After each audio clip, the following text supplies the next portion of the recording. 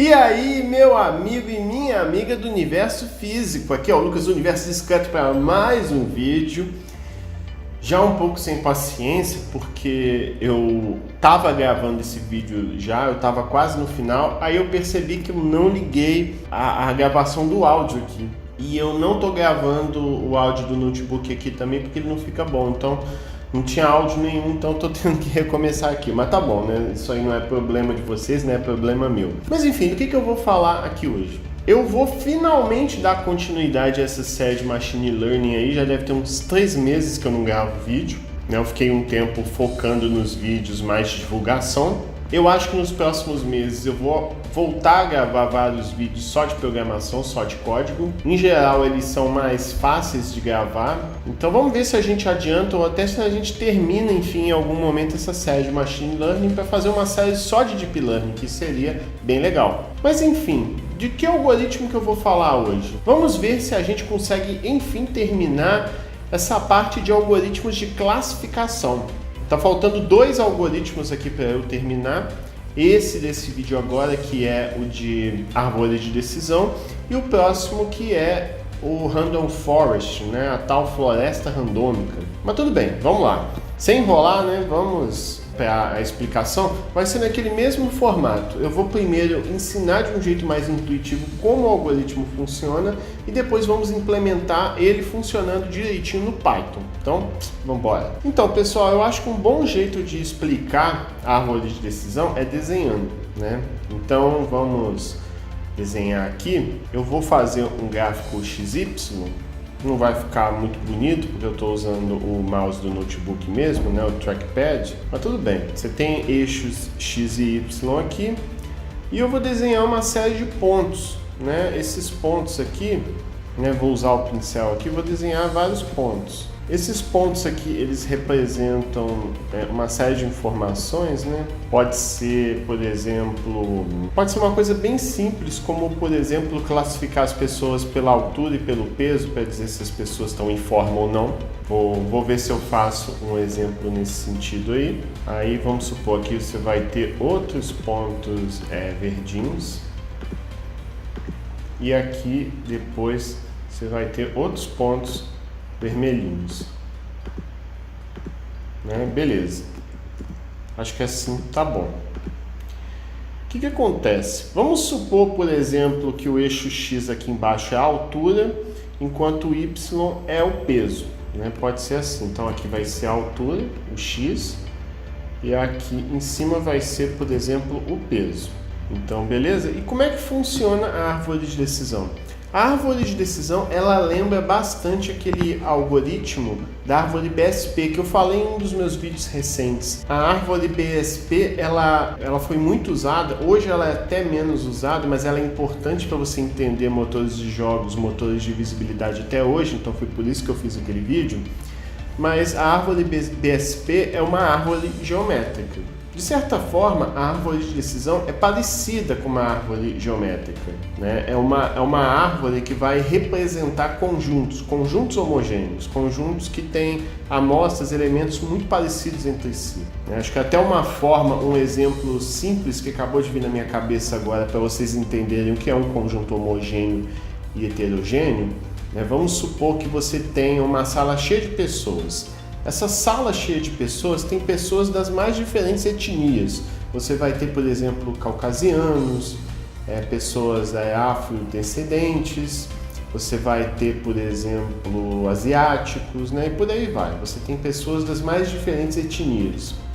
Se você tiver uma sala cheia de pessoas com diferentes características, né, vamos dizer assim, você vai ter um conjunto heterogêneo, pois você tem uma diferença muito grande entre as amostras, no caso aí uma diferença de etnia.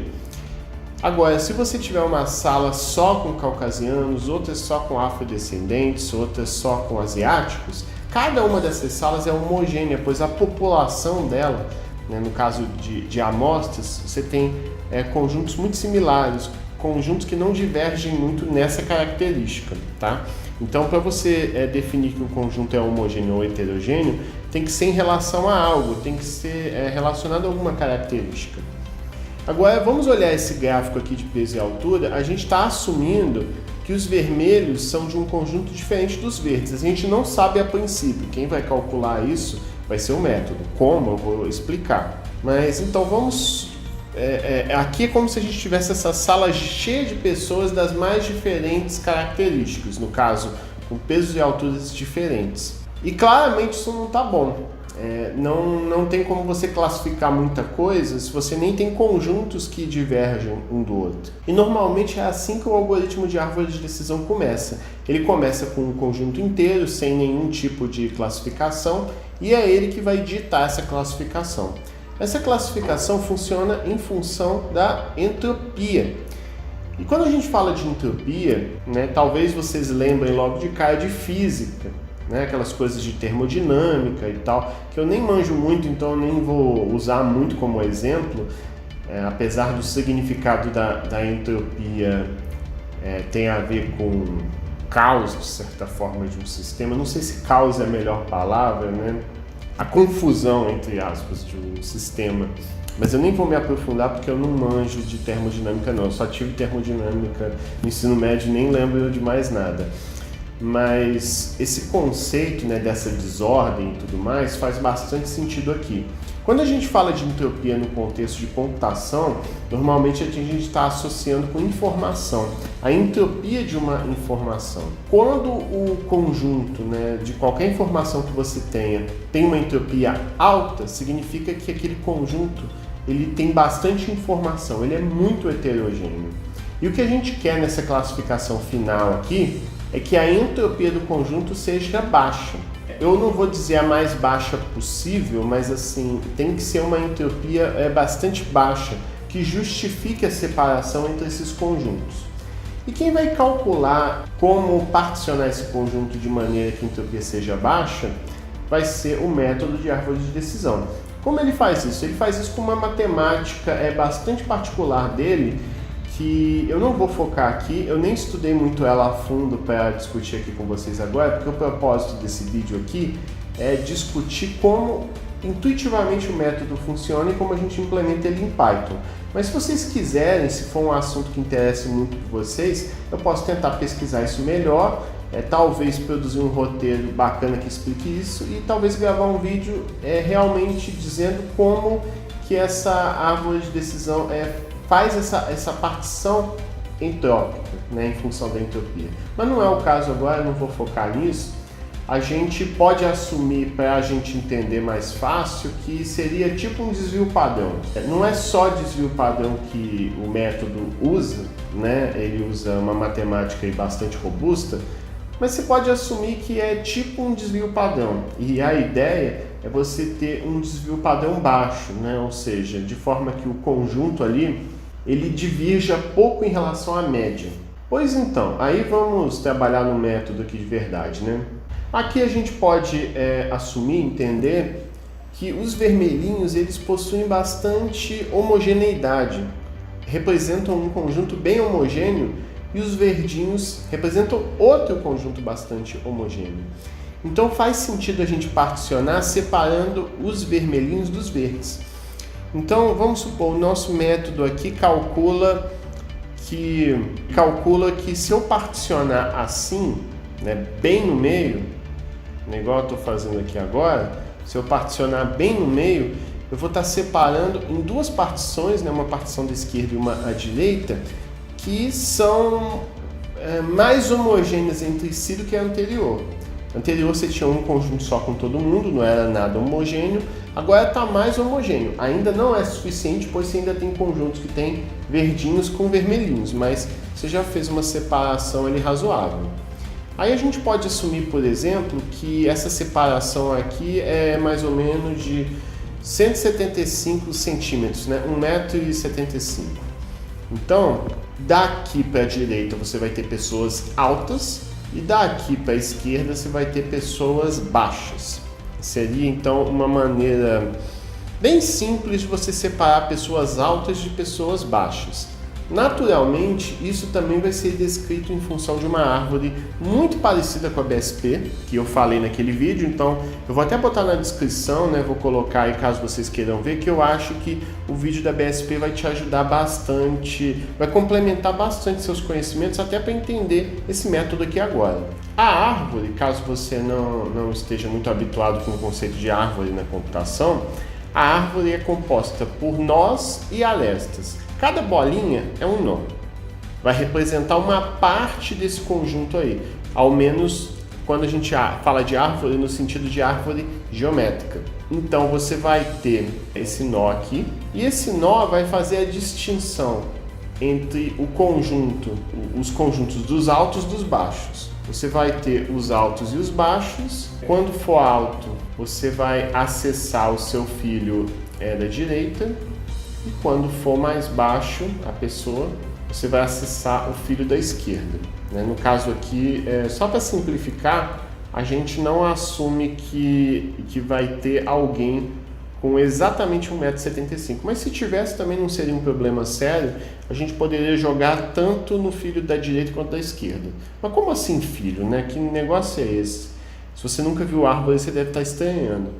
No caso aqui, tanto a BSP quanto essa árvore que eu estou fazendo aqui com vocês agora, ela é binária, ou seja, cada nó tem 2 filhos. Então, todo nó, exceto os nós folhas, que eu vou explicar mais para frente, todos os nós aqui da árvore sempre vão ter 2 arestas, 2 tracinhos saindo dela. Cada uma vai representar um conjunto particionado. Cada um desses fios vai ter um outro nó ligando eles, tá? Igual eu tô fazendo aqui. Não repara no desenho não, que o desenho tá feio.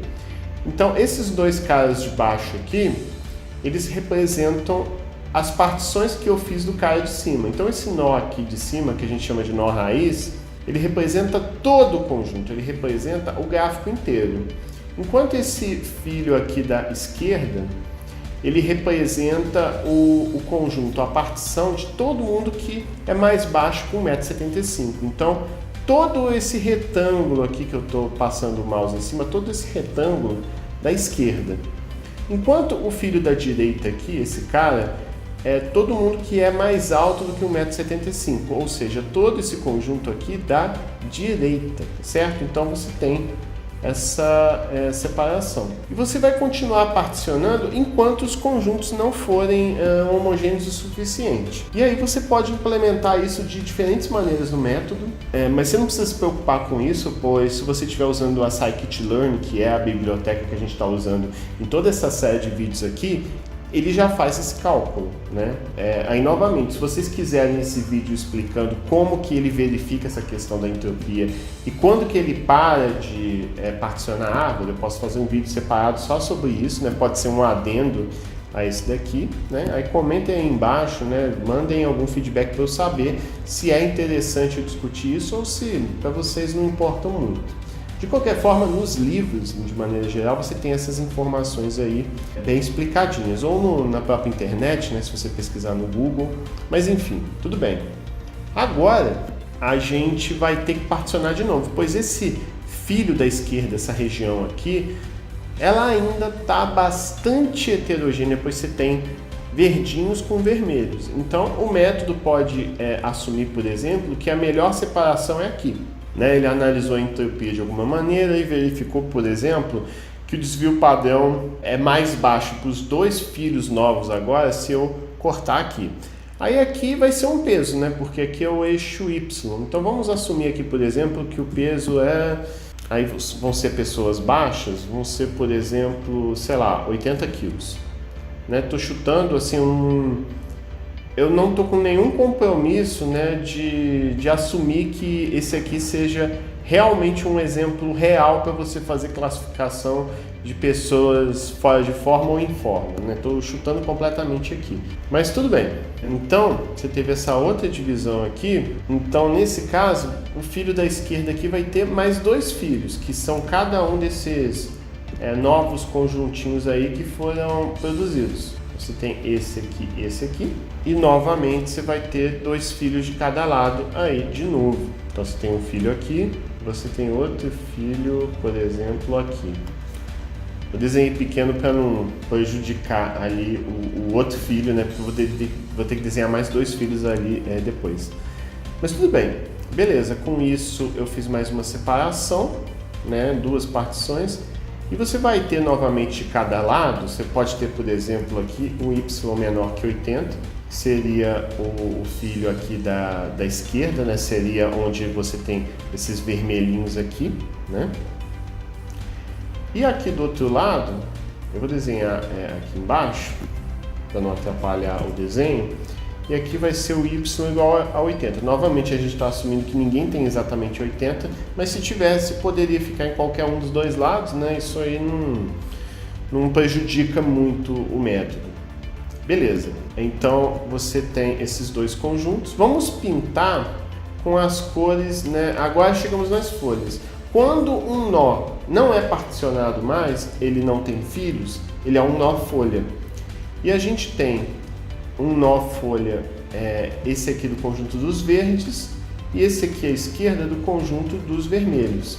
Então o y menor que 80 é esse conjunto que está aqui embaixo, enquanto o y maior que 80 é esse conjunto dos verdes que está aqui em cima.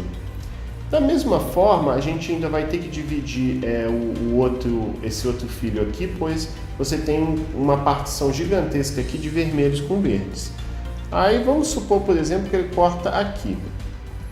Aí aqui nesse caso vai ser, por exemplo, sei lá, y igual a 90, porque não está tão distante assim do 80. Aí nesse y igual a 90 aqui, novamente você vai ter 2 partições, 2 filhos de cada lado. Então você vai ter um filho aqui e outro filho aqui. Eles não vão ficar na mesma altura certinho, mas não tem problema, né? Não importa muito que o desenho não esteja ficando bom. O que importa é que você consiga entender, né? Você consiga ter uma boa representação aí. E da mesma forma, aqui por exemplo, esse cara vai ser o y menor que 90. Vou só puxar um pouquinho, tá bom?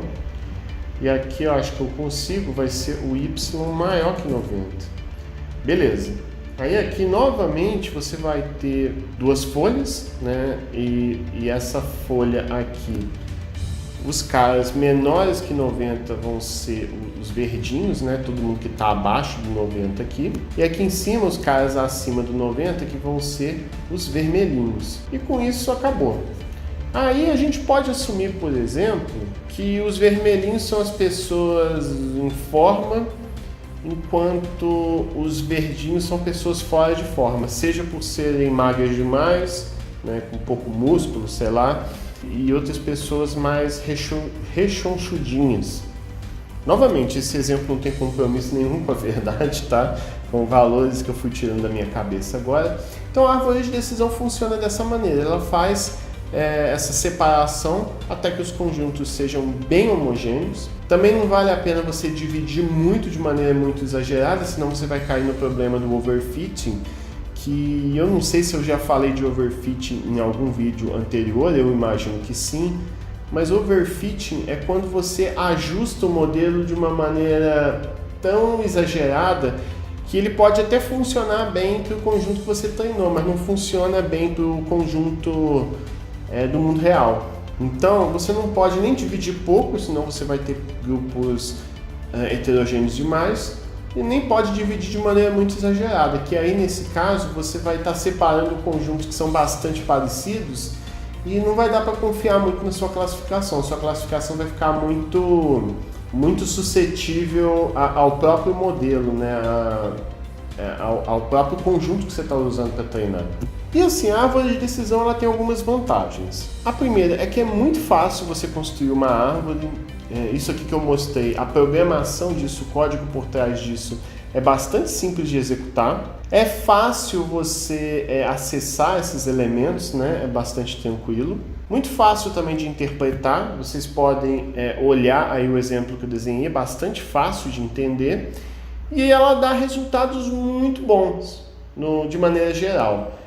Claro que não chega a ser o melhor método, né? Por exemplo, o SVM que eu mostrei para vocês é um dos modelos clássicos, um dos métodos clássicos de Machine Learning que funciona muito bem. Só que a árvore de decisão tem alguns problemas. Primeiro, é bastante fácil você cair no problema de overfitting dela, então você tem que tomar cuidado com isso. O problema é que essas partições, elas são sempre paralelas assim, né? Sempre uma linha, por exemplo, assim, uma linha assim, né? Um troço bem vertical, bem horizontal. Você não tem, por exemplo, diagonais ou coisas do tipo, né? Você não tem um ângulo assim variando, então você fica um pouco mais limitado. Às vezes ela é bastante suscetível a algumas amostras que você coloca, então, por exemplo, eu posso adicionar poucas amostras aqui e mudar a árvore inteira, então em alguns casos isso pode ser problemático, né? O seu método pode ficar bem suscetível, bem enviesado a algumas amostras que você coloca. E o que acontece? Quando você tem um conjunto muito grande, a árvore fica muito grande também, e aí fica difícil interpretar ela. Redes neurais têm esse problema de você interpretar, porque normalmente é muita informação ali, e não fica muito diferente se a árvore de decisão for uma árvore para um conjunto gigantesco. E eu vou falar um pouquinho também das aplicações, onde elas são bastante usadas. Você tem bastante uso de árvore de decisão, por exemplo, em classificação de coisas ligadas à área médica, da parte, por exemplo, de análise financeira, classificar clientes, né, em função, sei lá, da carteira de investimentos que ele tem, ou um determinado produto que a pessoa pode se interessar ou não. Outro bem interessante é para astronomia. Eu estava verificando aqui que esse método é usado para classificar galáxias. Na física também para detecção de partículas e processos de fabricação de maneira geral, seja controle de qualidade ou fabricação de semicondutores, apesar de eu não saber com maiores detalhes como isso é usado lá, pois eu não cheguei a olhar a fundo e também não é um assunto que eu domino bastante. Mas assim, foram exemplos de aplicações que eu pesquisei aí que utilizam esse método. Tá certo? Todo mundo entendeu, né? Eu fiquei muito tempo falando e vou usar esse tempinho de resto, esse tempinho de vídeo que ainda sobra para implementar com vocês esse método aí. Todos esses códigos, pessoal, como vocês já sabem, estão todos lá no GitHub, né? Eu já estou há um certo tempo aqui usando tipo um template, né, que eu montei orientado a objetos, de um jeito um pouquinho razoável, né?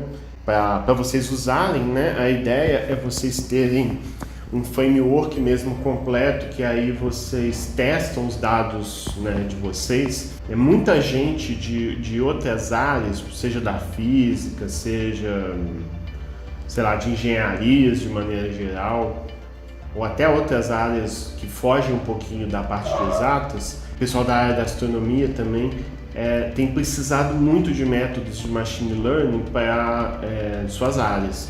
Então a ideia aqui é ter um código bastante simples de usar e que você de uma vez só, numa tacada só, você rode uma série de métodos diferentes para saber em qual deles a sua base de dados funciona melhor, classifica melhor.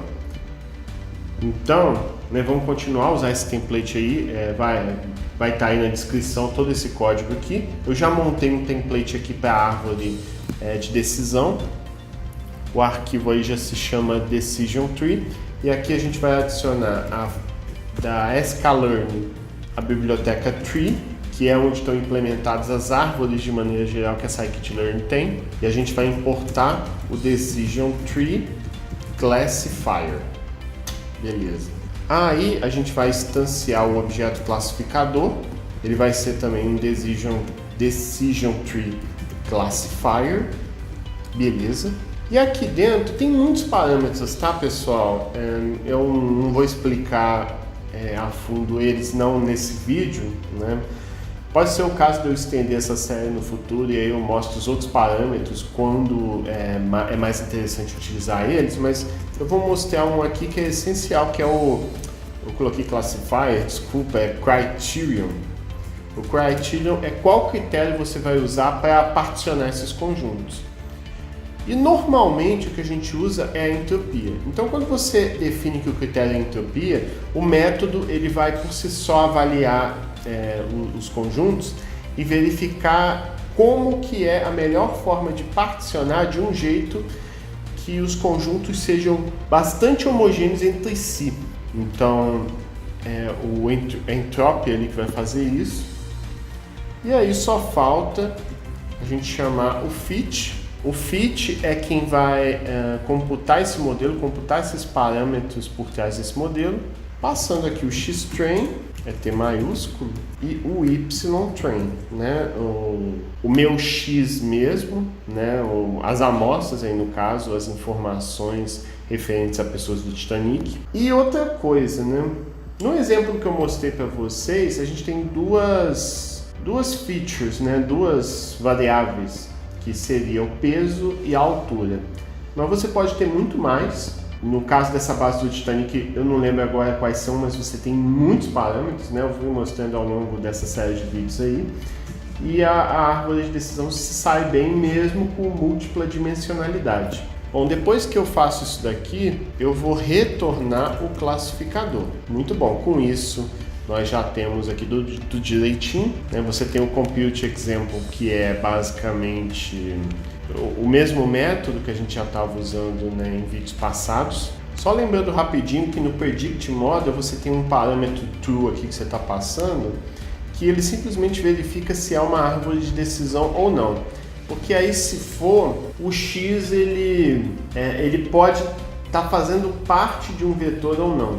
Isso vai depender, porque esse X é construído de maneira diferente dependendo de qual método você está utilizando. Se ele é uma árvore de decisão, você não precisa remover ele da primeira posição de um vetor.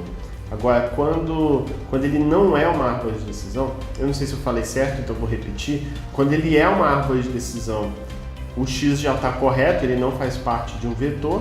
Quando ele não é uma árvore de decisão, você tem que remover ele da primeira posição de um vetor, que eu acho que as outras posições são tipo metadados, né?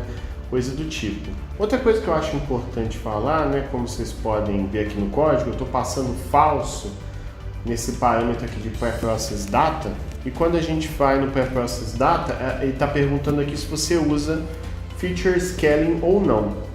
No caso do método de árvore de decisão, normalmente nós não usamos o feature scaling, pois a questão da escala, né, da distância euclidiana entre as amostras, ela não influencia no método como influencia em outros métodos.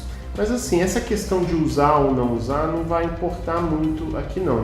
Eu acho até que é importante você usar quando você vai visualizar de alguma forma o gráfico com as amostras. A gente não vai conseguir fazer isso daqui, pois esse gráfico não vai ser 2D. Se fosse um gráfico, por exemplo, de peso com altura, aí faria sentido a gente usar o Feature Scaling para desenhar num gráfico para a gente ver. Mas como não é o caso aqui, não vamos usar. Mas assim, não afeta a acurácia isso, então vocês podem ficar tranquilos. Enfim, uma vez dito essas 10 milhões de coisas aí, vamos efetivamente usar a árvore de decisão. Vou botar aqui embaixo, logo depois do naive Bayes, dt array, pois como vocês devem lembrar aí, a gente está rodando cada um dos métodos 100 vezes e verificando a acurácia média. Eu sugiro, né, eu acho essa uma metodologia interessante caso você vá publicar um artigo, pois rodar o método uma vez, você pode ter rodado e por sorte gerou um resultado bom, você pode ter rodado e gerou um resultado ruim. Então, quando você tem um método de machine learning do gênero, faz bastante sentido você rodar diversas vezes e verificar o desvio padrão entre essas acurácias. Eu botei aqui só 100 vezes porque demora um bocado, mas eu acho que para uma publicação que você faz aí, para um congresso, né, alguma coisa do tipo, você pode rodar mais, roda 500, 1000 vezes. Eu acho até importante você abrir os papers da área que você está trabalhando de Machine Learning e verificar como normalmente as pessoas fazem isso. Eu acho que essa é uma boa referência, né, para você não reinventar a roda e às vezes ter um trabalho fazendo uma coisa quando na área costumam fazer outra, né? Então aqui é uma sugestão minha, tá? Eu não segui nenhum artigo em especial não, mas é uma sugestão para você, né? Aí você, lendo os artigos da sua área, você analisa se faz sentido trabalhar dessa forma ou não.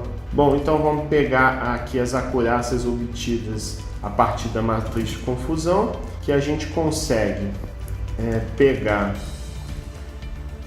do método que a gente implementou aí. Eu vou chamar o objeto decision tree. Vamos só subir aqui um pouquinho, ver se a gente está importando. Ó, a gente está importando aqui O arquivo que vai estar no GitHub e tal, que vocês podem pegar, é o Decision Tree mesmo, tudo minúsculos. From Decision Tree import. Import o quê? Importa a classe Decision Tree mesmo em maiúsculas, o D e o T pelo menos. E aí a gente vai chamar Compute Example, que é um método que por padrão está na classe de Classification, que é a classe pai de todo mundo aí, nessa orientação a objetos simples que a gente fez. A gente vai chamar essa base aí do Titanic, aí vamos passar o DT array e chamar o append para ir montando um vetor, e em cada posição você vai ter uma acurácia diferente. Então beleza, tá aqui. E aí o que acontece? Antes de gerar esse gráfico, eu acho que é importante a gente imprimir a média e o desvio padrão da árvore de decisão para a gente ver se esse método está no top 3 aí dos melhores métodos para essa base aí. Se tiver, a gente adiciona no gráfico depois. Se não tiver, a gente não adiciona, né? Pois a gente está montando um gráfico só com o top 3. Até o momento, o top 3 aí é o Naive Bayes, o KNN e o SVM. Né? Eu já esperava que o SVM fosse estar aí, mas o Naive Bayes e o KNN não, meio que foi uma surpresa mesmo para mim. Então tá rodando, né? Tá rodando aqui no Jupyter. A pronúncia certa é Júpiter, tá, pessoal? Em alguns vídeos passados eu ficava falando Jupyter, tipo, isso que dá, né, a gente pesquisar na internet essas coisas e só ler o texto. Só quando eu fui ver vídeos, né, cursos sobre o Júpiter, aí eu descobri que a pronúncia certa é Júpiter. Mas aí já foi, né? Os vídeos já estão lá. Bom, rodou aqui. Não vamos olhar o gráfico ainda não, porque eu não mudei nada dele, tá igual o vídeo anterior. Mas vamos ver aqui. O melhor foi a regressão logística, por incrível que pareça. Eu até falei KNN Naive Bayes, mas eu me enganei. Quem está ganhando é a regressão logística. Inclusive tem um desvio padrão baixo. Isso significa que a regressão logística seja o melhor método? Não necessariamente. Inclusive a regressão logística é um dos métodos mais básicos de machine learning. Ela equivale a uma rede neural que só tem um neurônio, que a gente chama de perceptron. Ela é bem equivalente. Mas assim, para esse conjunto que eu estou usando agora, a regressão logística foi o que deu o melhor resultado. Depois disso você tem o KNN. Aliás, eu me enganei, né? Na verdade quem ganhou foi a SVM, a regressão logística está em segundo e o KNN em terceiro. Faz bastante sentido, né? Pela minha experiência prática com esses métodos, eu sempre observei que o SVM costuma se dar melhor, né? É um método muito bom. O Naive Bayes foi o pior e a árvore de decisão ficou no quarto lugar, né? Ficou no top 4. Então, na verdade, vamos tirar o Naive Bayes aqui e botar a regressão logística, né? Que ela é a vencedora aí. Vou até rodar, mas isso não é importante, porque num vídeo anterior eu já mostrei para vocês esse gráfico, né? Com regressão logística e tudo mais. Agora foi até um pouco melhor. Como vocês podem ver, né? Ele varia muito se você... Então parece que rodar 100 vezes também não é o suficiente. Eu botei 100 vezes só para não ficar um século aqui esperando enquanto eu gravo o vídeo. Eu ainda escrevi errado, é RL minúsculo. Ai. Bom, deixa eu rodar de novo aqui. Mas enfim, né, como vocês podem ver aí, tá tudo funcionando direitinho. A árvore de decisão não é o método mais usado, até usa-se variações dela. A gente está usando a árvore de decisão mais simples possível. Eu estava pesquisando para fazer esse vídeo e parece que é uma variação da árvore de decisão que é usada no Kinect. Eu não sei qual, isso eu não cheguei a ver, mas eu vi que é uma variação. Normalmente, quando a gente usa um método como esse, a gente já parte para o Random Forest, que seria você rodar a árvore de decisão várias vezes e pegar as melhores. Vai ser o vídeo do próximo episódio dessa série de Machine Learning. Vou ver se eu gravo logo, pois eu queria que a gente avançasse logo nessa série aí. Tá? Vamos só ver se o gráfico que foi gerado agora foi, mas quem ganhou agora, quem ganhou foi o SVM de novo, depois o KNN, depois o SVM e o KNN logo abaixo. Tá certo, pessoal? É basicamente isso. Então eu não vou continuar, senão o vídeo vai ficar mais gigantesco do que já está. Não deixe de curtir, compartilhar e se inscrever no canal. Eu espero vocês no futuro vídeo e falou!